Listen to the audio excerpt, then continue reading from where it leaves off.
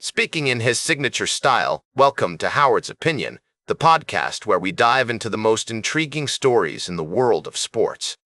As we navigate the ever-changing landscape of professional football, one team that's been making headlines with their cautious approach to free agency is the Denver Broncos. Now, it's no secret that the Broncos have been leaning heavily into a draft and develop strategy, and while this approach has yielded some promising results, many fans and pundits alike are wondering if they're missing out on crucial opportunities to bolster their roster. The question on everyone's mind, can they truly contend without making some significant moves in free agency? We've got some insights from Nick Kosmider of The Athletic, who suggests that despite the Broncos' confidence in their current lineup, they could still use another playmaker. This is where things get interesting, folks. Among the names being tossed around as potential targets are tight ends, Dallas Goedert and David Njoku, as well as wide receivers, Jauan Jennings, Tyreek Hill, Deebo Samuel, and Stephon Diggs. Each of these players brings something unique to the table. Jauan Jennings, for instance, offers toughness and consistency, traits that could significantly enhance the Broncos' offense. Then there's Tyreek Hill, a potential Hall of Famer whose best days may be behind him but still has enough in the tank to make an impact. Deebo Samuel is another intriguing option, with his versatility being a perfect fit for Sean Payton's offense. On the tight end front, David Njoku represents an experienced and athletic downfield playmaker, while Jonnu Smith presents a bargain option with his ability to move the chains in the passing game and offer some much-needed versatility. These are just a few of the names being discussed, but the real question is, will the Broncos take the plunge and sign one of these free agents? The clock is ticking, and as we watch the rest of the league make their moves, it's hard not to wonder what could have been if the Broncos had acted sooner. But in the world of sports, hindsight is 20/20, and all we can do is speculate about what the future holds. We'll be keeping a close eye on how this situation unfolds, and we'll be sure to bring you all the latest updates as more information becomes available. For now, it's clear that the Broncos are at a crossroads, and their next move could have significant implications for their chances in the upcoming season.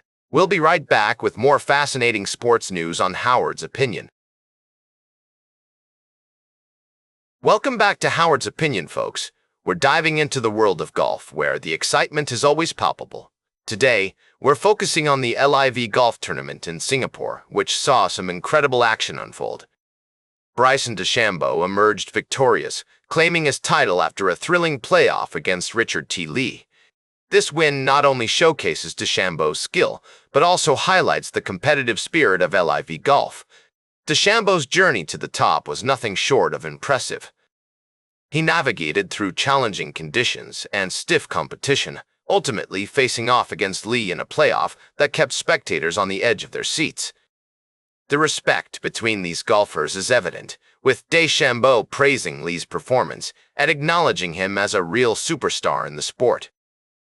The team standings also saw some significant movements, with 4Aces GC taking the top spot, thanks to outstanding performances from Thomas Pieters, Dustin Johnson, Anthony Kim, and Thomas Dietrich. Their combined efforts secured a total of 27, showcasing the strength and cohesion of the team. As we reflect on this tournament, it's clear that LIV Golf continues to bring high-quality competition and drama to the world of golf. The blend of seasoned veterans like Lee Westwood, who made a notable appearance in the final group, and younger talents, ensures that each event is filled with unexpected turns and memorable moments. The implications of this win for DeChambeau are significant, as it not only boosts his ranking but also solidifies his position as a force to be reckoned with in future tournaments. For Lee, despite the disappointing finish, his performance has undoubtedly raised his profile and demonstrated his potential for future successes. As we wrap up our coverage of the LIV Golf Singapore tournament, it's evident that golf fans have a lot to look forward to in the coming months. With more thrilling events on the horizon, the question on everyone's mind is, who will be the next to claim victory? Welcome back to the closing segment of Howard's Opinion. Today, we're going to talk about a heartwarming moment in the world of tennis that has captured the hearts of fans everywhere. Aryna Sabalenka, the world number C2, recently won her first career Indian Wells Open singles title, and she didn't celebrate alone.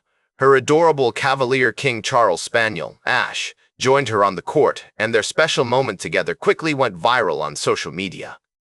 As the first to reflect on this story, I'm reminded that sports are not just about winning or losing, but about the human connections we make along the way.